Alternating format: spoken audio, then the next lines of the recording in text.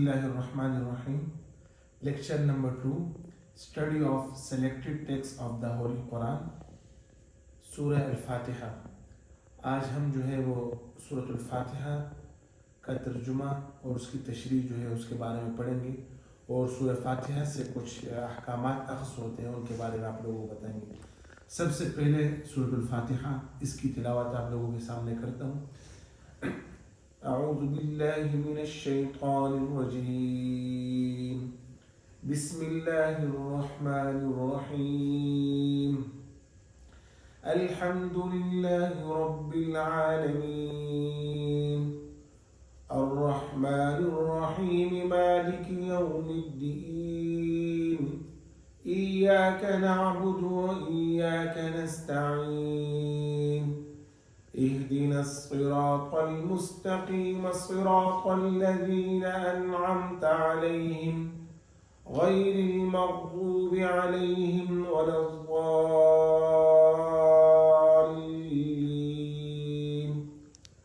آمين۔ Introduction of Surah Fatiha. Surah Fatiha is the first surah of the Holy Quran, and every Muslim recites it 5 times in his daily prayer. It has 7 verses which according to the Holy Quran are repeatedly recited. The meaning of Surah Fatiha. The meaning of Surah Fatiha is opening. The Holy Quran starts and opens from this surah. It is the reason that this surah is called Fatiha. Now we will discuss some famous names of Surah Fatiha. This surah has several names. Some famous names are proved by the Holy Quran and the hadith of the Holy Prophet, peace be upon him. اب اس سورہ کے کچھ بنیادی نام ہیں، تو اب ہم ان ناموں کے بارے میں ڈسکس کریں گے جو قرآن مجید سے اور احادیث مبارکہ سے ثابت ہے۔ سب سے پہلا نام جو ہے وہ ام القرآن ہے۔ ام القرآن کا مطلب ہے مدر آف دا ہولی قرآن۔ اور دوسرا نام جو سورہ فاتحہ کے ہے وہ سبع المثانی۔ سبع المثانی کا مطلب ہے 7 verses repeatedly recited، جیسے کہ اللہ رب العزت نے سورۃ الحجر میں فرمایا کہ وَلَقَدْ آتَيْنَاكَ سَبْعًا مِّنَ الْمَثَانِي وَالْقُرْآنِ الْعَظِيمِ، کہ اے نبی ہم نے آپ کو 7 وہ آیتیں دی ہے جو بار بار دہرائی جاتی ہے، اور قرآن عظیم۔ گویا کہ وہاں قرآن عظیم کے ساتھ جو ہے مستقل طور پہ سورہ فاتحہ کا تذکرہ اللہ رب العزت نے فرمایا، اس سے سورہ کی اہمیت جو ہے واضح ہو جاتی ہے۔ تھرڈ ون از سورہ الحمد۔ سورہ فاتحہ کا جو تیسرا نام ہے سورہ الحمد ہے۔ سورہ الحمد کا مطلب کمپریہنسو سورہ کنٹیننگ پریز، یہ وہ سورہ جو اللہ پاک کی تعریفوں کو شامل ہے۔ اسی سورہ کو سورہ صلاح بھی کہتے ہیں۔ سورہ صلاح اس وجہ سے کہتے ہیں کہ یہ سورہ جو ہے مینڈیٹری اینڈ کنڈیشنل سورہ فار ایوری پریئر۔ اسی سورہ کو سورہ الشفا بھی کہتے ہیں اور سورہ الرقیہ بھی کہتے ہیں۔ سورہ شفا اور سورہ رقیہ کا مطلب شفا کہتے ہیں کیور فار ایوری ڈیزیز، کہ اس سورج کی برکت سے آپ کو جو ہے بہت بیماری سے شفا حاصل ہوگی۔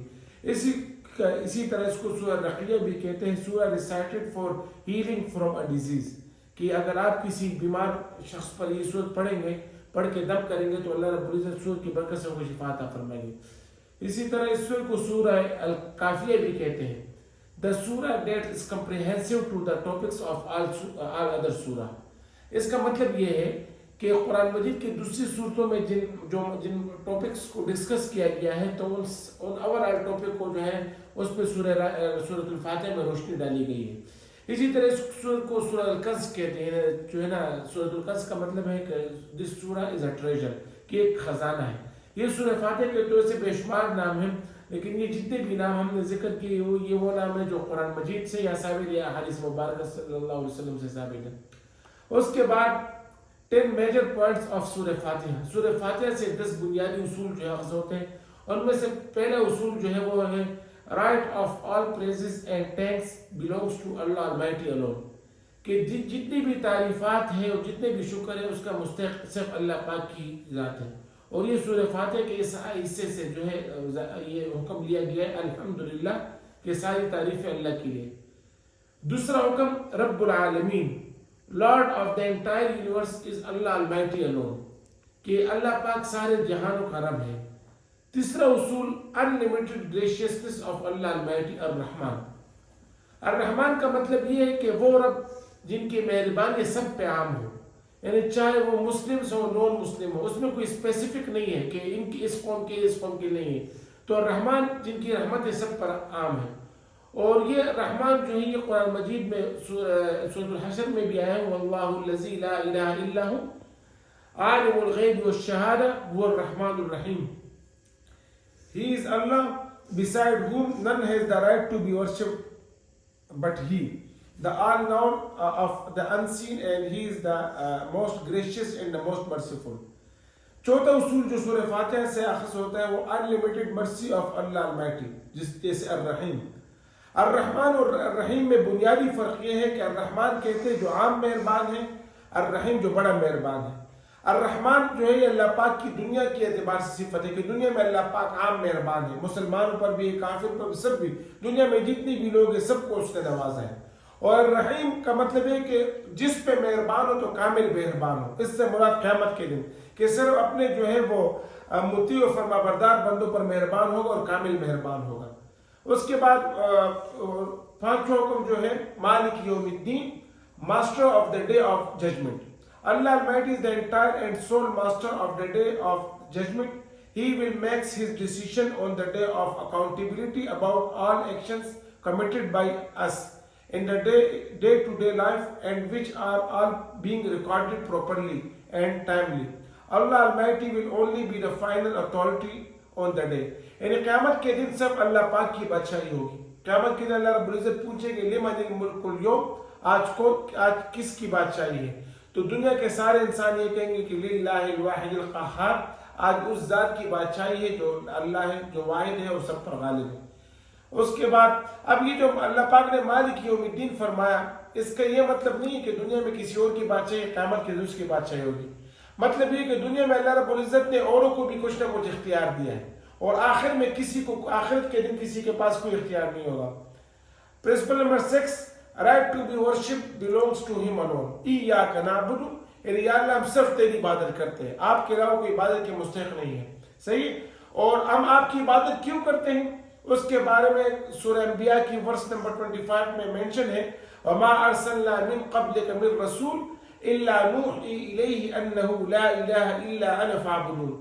And we didn't send any messenger before you, O Muhammad, peace be upon him, but we revealed to him saying La ilaha illa, means none has the right to be worshipped but I, Allah, so worship me.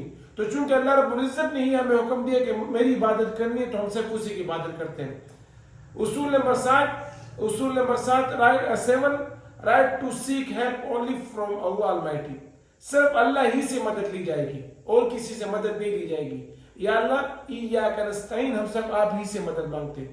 اب اس کے بارے میں سورہ رات کی ایک آیت ہے، لہو دعوت الحق والذین یدعون من دونہ لا يستجیبون لهم بشیء الا کباسط کفیہ الی الماء لیبلغ فاہ وما هو ببالغہ وما دعاء الکافرین الا فی ضلال.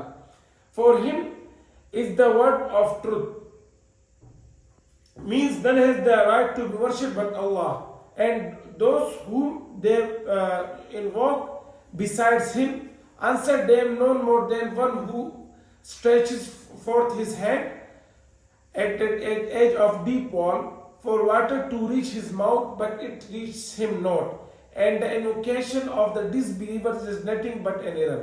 مطلب یہ ہے کہ جو اللہ پاک کے علاوہ کسی اور کو پکارے اس کی مثال ایسی ہے جیسے کوئی شخص کسی گہرے کنویں کے پاس کھڑے ہو کے ہاتھ پھیلائے اور پانی کو اپنے پاس بلائے تو پانی کبھی بھی اس کے منہ میں نہیں آئے گا. تو اسی طرح اللہ پاک کے علاوہ کسی اور سے اگر ہم مسئلے مسائل حل کریں گے تو کبھی بھی جو ہے نہ ہماری مدد ہو سکے گی نہ ہمارے مسائل ہو سکیں گے. اصول نمبر 8، اہدنا الصراط المستقیم، all guidance is to be given by him alone. کہ یا اللہ ہمیں سیدھا راستہ دکھا. کیوں؟ سیدھا راستہ صرف اللہ پاک ہی دکھا سکتا ہے اور کسی کے ہاتھ میں یہ اختیار نہیں ہے. Every person who wants to be successful in this world and hereafter, she must get the guidance from the Holy Qur'an. It is a perfect book of guidance and no one can give better guidance on how to live a successful life other than the guidance of Allah Almighty, which He revealed in the Holy Quran. Allah Almighty is the only and perfect giver of guidance. Guidance is only and only in the Allah's hand. Principle number 9. Sirat al-ladhina an'amta alayhim. Blessing bestowed upon blessed people by Allah. یا اللہ ہمیں ان لوگوں کا راستہ دکھا دیجیے جن پر آپ نے انعام کیا. اب یہ وہ کون سے لوگ ہیں جن پر اللہ پاک نے انعام کیا؟ اس کی ایکسپلینیشن جو ہے وہ سورہ نساء میں اللہ پاک نے ورس نمبر 69 میں بیان فرمایا. وَمَن يُطِعِ اللَّهَ وَالرَّسُولَ فَأُولَٰئِكَ مَعَ الَّذِينَ أَنْعَمَ اللَّهُ عَلَيْهِم مِّنَ النَّبِيِّينَ وَالصِّدِّيقِينَ وَالشُّهَدَاءِ وَالصَّالِحِينَ وَحَسُنَ أُولَٰئِكَ رَفِيقًا. یعنی جتنے بھی پروفٹس ہیں اور جتنے بھی جو ہے نا ٹروتھفل ہیں اور جتنے بھی مارٹیئرز ہیں اور پائس پرسنز ہیں، یعنی انبیاء، صدیقین جس سے مراد ابوبکر صدیق ہیں، اور دوسرے بھی سچے لوگ ہیں، شہداء جنہوں نے اللہ کے راستے میں شہادت کی سعادت حاصل کی، اور نیک لوگ، یہ وہ لوگ ہیں جن پہ اللہ نے انعام کیا ہے. تو سورہ فاتحہ میں ہم اللہ پاک سے دعا کرتے کہ اللہ ہمیں ان لوگوں کے راستے پہ چلا. The last one, غیر المغضوب علیہم ولا الضالین, to earn Allah's wrath and misguided people. کہ یا اللہ ہمیں جو ہے ان لوگوں کے راستے سے بچا جن پہ آپ کا غضب و غصہ ہے اور جن سے آپ ناراض ہیں، جو گمراہ ہیں. اب یہاں دو قسم کے لوگوں کے راستے سے اپنے بچانے کی دعا کی گئی ہے کہ یا اللہ ہمیں ان لوگوں کے راستے سے بچا جن سے آپ ناراض ہیں، اور ان لوگوں کے راستے سے ہمیں بچا جو کہ گمراہ ہیں. اب اللہ پاک کن سے ناراض ہیں؟ تو Jews earned Allah's wrath and Christians were misguided people. کہ اللہ پاک جو ناراض ہے وہ یہودیوں سے ہیں اور عیسائی جو ہے یہ مس گائیڈڈ پیپل ہیں. ان کے بارے میں آئے سورہ فاتحہ میں کہ، اور قرآن مجید میں دوسری جگہ بھی اس کی ایکسپلینیشن ہے کہ ان سے یہ لوگ مراد ہیں. تو سورہ فاتحہ میں یہ دعا کی ہے کہ اللہ ہمیں ان دونوں کے راستے سے بچا، بلکہ انبیاء کے راستے پہ ہمیں چلا، شہداء کے راستے پہ ہمیں چلا، اور صادقین کے راستے پہ چلا. اب آخر میں essential requirements to be a Muslim. بحیثیت مسلمان کچھ ہم سے مطالبات ہیں کہ ہماری کچھ ذمہ داریاں ہیں. پہلی ذمہ داری یہ ہے کہ a Muslim must praise and thank Allah in his daily life regularly and perform the acts of praise. Second one, firm belief verbally, heartily and practically in Allah, who is the Lord of the entire universe. Third one, we must remember Allah's uncountable blessings, so we should practically be thankful to Him. Fourth one, always remember accountability day at every moment in our daily life. Fifth, we must nowadays worship and seeking help are only Allah's right. Sixth one, do good deeds regularly every day as special blessings people had done it. Last one, our best efforts to avoiding to earn Allah's wrath unlike Jews, and don't adopt the way of misguided people unlike Christian. یہ آج کا سبق تھا. انشاءاللہ next lecture میں جو ہے تو دوسرے موضوع پہ بات ہوگی. اللہ رب العزت ہم سب کو عمل کی توفیق دے.